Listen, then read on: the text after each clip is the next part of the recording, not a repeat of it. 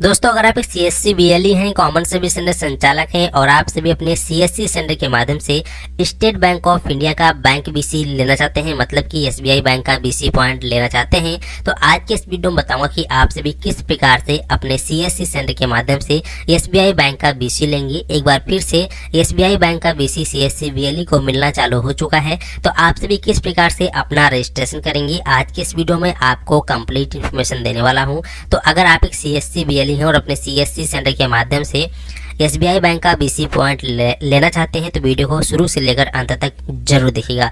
SBI का bank BC point लेने के लिए आप सभी को अपने ब्राउज़र में गूगल को ओपन करना है, कोई भी ब्राउज़र आप ओपन कर सकते हैं और यहाँ पे आपको सर्च बार में टाइप कर देना है CSC SBI BC रजिस्ट्रेशन, ठीक है। और आपको सर्च पे क्लिक करना है।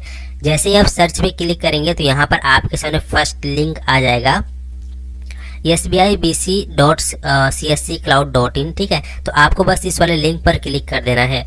जैसे ही आप इस लिंक पे क्लिक करेंगे तो आप सभी के सामने इस प्रकार से SBI CSP पोर्टल ओपन हो जाएगा। अब यहाँ पर आप सभी के सामने एक इम्पोर्टेंट नोट आ चुका है, तो जिनको इंग्लिश आती है वो ऊपर वाला पढ़ लेंगे और जिनको हिंदी आती है मैं यहाँ पे आपको बता देता हूँ। यहाँ बताया गया है महत्वपूर्ण लेख, प्रिय CSP, यह वेबसाइट केवल मौजूदा SBI CSP के लिए है। यह पंजीकरण SBI CSP बनने में मदद नहीं करेगा। CSC SPB किसी भी बैंक का CSP या BC बनने के लिए कोई राशि नहीं लेता है। यदि कोई BLE किसी भी राशि का भुगतान करता है तो CSC SPB जिम्मेदार नहीं है, ठीक है। यहाँ पे साफ साफ बता दिया गया है कि अगर आप एक CSC BLE है और CSC के माध्यम से किसी भी बैंक का BC लेना चाहते हो, चाहे वो प्राइवेट बैंक हो, सरकारी बैंक हो, ठीक है, तो किसी भी सेक्टर का बैंक का अगर आप BC पॉइंट लेना चाहते हैं CSC के माध्यम से तो फिर आपको किसी को भी एक पैसे चार्ज देने की ज़रूरत नहीं है और CSC आपसे एक पैसे का भी चार्ज नहीं लेती है। लेकिन अगर आपसे कोई व्यक्ति किसी बैंक का BC पॉइंट दिलाने के लिए पैसे की मांग करता है और आप उसको दे देते हैं तो उसके जिम्मेदार आप स्वयं होंगे। इसमें आपकी CSC के माध्यम से या फिर बैंकिंग के माध्यम से कोई भी आपकी सहायता नहीं की जाएगी। तो यहाँ पे चीज़ साफ साफ बता दी गई है। साथ ही साथ यहाँ बताया गया है कि यह वेबसाइट केवल और केवल जो SBI CSP पहले से जिनको SBI बैंक का BC पॉइंट मिला हुआ है उन सभी के लिए है और यह वेबसाइट SBI का CSP बनने में आपको मदद नहीं करेगा। यहाँ पर ये चीज़ बताई गई है। अब यहाँ चलिए हम इसे यहाँ से क्लोज कर देते हैं। क्लोज करने के बाद यहाँ पर आप देखेंगे तो यहाँ पर आप सभी को दो ऑप्शन दिखता है। पहला है लॉगिन का, सेकंड है यहाँ पे रजिस्ट्रेशन नंबर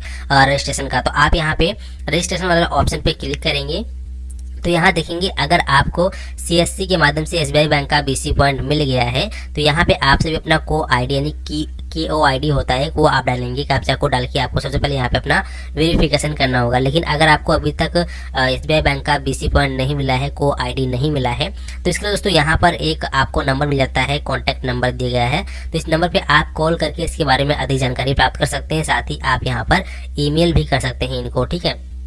अब हम बात कर लेते हैं कि आप सभी किस प्रकार से CSC के द्वारा SBI बैंक BC के लिए रजिस्ट्रेशन करेंगे। तो इसके लिए आप सभी को करना है क्या है कि आप सभी को अपने डिजिटल सेवा पोर्टल के अंदर आ जाना है।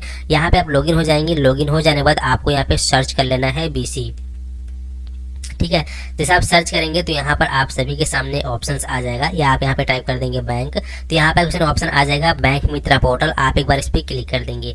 दोस्तों, आप सभी को CSC के माध्यम से किसी भी बैंक का CSP पॉइंट लेने के लिए सबसे पहले डिजिटल सेवा पोर्टल के अंदर लॉगिन करना पड़ेगा और आपको बैंक मित्र पोर्टल पर ही जाना पड़ेगा। तो यहाँ पर आ जाने के बाद आपके सामने इस प्रकार से ऑप्शन आएगा, आप इसको नो कर सकते हैं और यहाँ पे आपको कई सारे ऑप्शन दिख जाएगा। तो यहाँ पे अगर आपको SBI बैंक का BC पॉइंट चाहिए, ठीक है, तो इसके लिए आपको यहाँ पे BLE रजिस्ट्रेशन वाले ऑप्शन पर एक बार क्लिक कर देना है। जैसे ही आप इस पर क्लिक करेंगे आप सभी के सामने इस प्रकार से रजिस्ट्रेशन टाइप आ जाएगा। तो यहाँ पे आपको न्यू यूजर पे क्लिक करना है और यहाँ पे आपको सबमिट वाले बटन पर क्लिक कर देना है। जैसे आप सबमिट वाले बटन पर क्लिक करेंगे तो अब आप सभी को किसी भी बैंक का BC पॉइंट लेने के लिए सबसे पहले बात तो ये कि अगर आप बैंक BC लेना चाहते हैं, चाहे वो SBI बैंक हो, पंजाब नेशनल बैंक है या फिर बैंक ऑफ बड़ौदा है, बैंक ऑफ इंडिया है, तो उसका किसी भी बैंक का BC पॉइंट लेने के लिए आप सभी को ये डॉक्यूमेंट्स देने होते हैं। तो ये सभी डॉक्यूमेंट्स की यहाँ पे रिक्वायरमेंट आप सभी को बताई गई है। तो यहाँ पे आप सभी सबसे पहले अपना जो है ये सारे डॉक्यूमेंट्स को आपको कलेक्ट कर लेना है। जैसे कि IBF सर्टिफिकेट है आपका जो है, इसके साथ ही साथ आपका जो है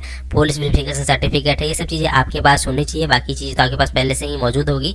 और जिस बैंक का आप BC पॉइंट लेना चाहते हैं उस बैंक में आपका पहले से ही कोई भी खाता होना चाहिए, चाहे आपका सेविंग अकाउंट खुला हुआ होना चाहिए या फिर करंट अकाउंट, मतलब इन दोनों में से कोई एक अकाउंट आपका उस बैंक में खुला होना चाहिए, तभी आपका उस बैंक से BC पॉइंट मिल पाएगा। ठीक है, इसके बाद फिर आप यहाँ से कंटिन्यू पे क्लिक करेंगे। कंटिन्यू पे क्लिक करने के बाद आप सभी के सामने रजिस्ट्रेशन फॉर्म खुल के आ जाएगा, जहाँ पे आप सभी SBI बैंक SBI BC के लिए रजिस्ट्रेशन कर सकते हैं। ठीक है, तो इसका प्रोसेस इस प्रकार से, साथ ही पूरा मैंने ऑलरेडी इस पे एक अलग से वीडियो बनाया जहाँ पे किस प्रकार से आपको डॉक्यूमेंट अपलोड करना है, कहाँ पे कौन कौन सी डिटेल्स डालनी है, तो उसका मैं अलग से वीडियो बनाया था। उसका लिंक मैं आपको अपने वीडियो के डिस्क्रिप्शन बॉक्स में दे दूँगा, आप लोग उसको देख के फॉर्म को फिलअप कर लीजिएगा। ठीक है, एक भी मिस्टेक मत करना, नहीं तो फॉर्म रिजेक्ट होने के चांसेस रहते हैं। फॉर्म फिलअप करने के बाद आप सभी को अपने CSC/DM से कांटेक्ट करना होता है, जिसके बाद आपका स्टेट लेवल से और डिस्ट्रिक्ट लेवल से आपका वेरीफाई किया जाता है, और जिसके बाद फिर लास्ट स्टेप में जाता है बैंक के पास। वहाँ से एक बार आपका वेरिफिकेशन हो जाने के बाद आप सभी को KO ID यानी कि आपको को ID मिल जाती है, जो कि BC ID होती है, जिसके बाद आपका BC ID जनरेट किया जाता है। ठीक है, और इसके बाद आप सभी यहाँ से काम कर सकते हैं। तो आशा करता हूँ कि आप लोग अच्छे से समझ गए होंगे, और अगर आपके मन में कोई भी कन्फ्यूजन डाउट है तो आप सभी हमसे पूछ सकते हैं कमेंट बॉक्स में। बाकी जानकारी आप अपने CSC/DM से भी ले सकते हैं। तो किसी बैंक का BC लेने से पहले आप लोग अपने CSC/DM से जरूर संपर्क करें। ठीक है, आशा करता हूँ कि आप लोग अच्छे से समझ गए होंगे। चलिए मिलते हैं आपको एक नई वीडियो में नए टॉपिक के साथ, तब तक के लिए टाटा एंड गुड बाय।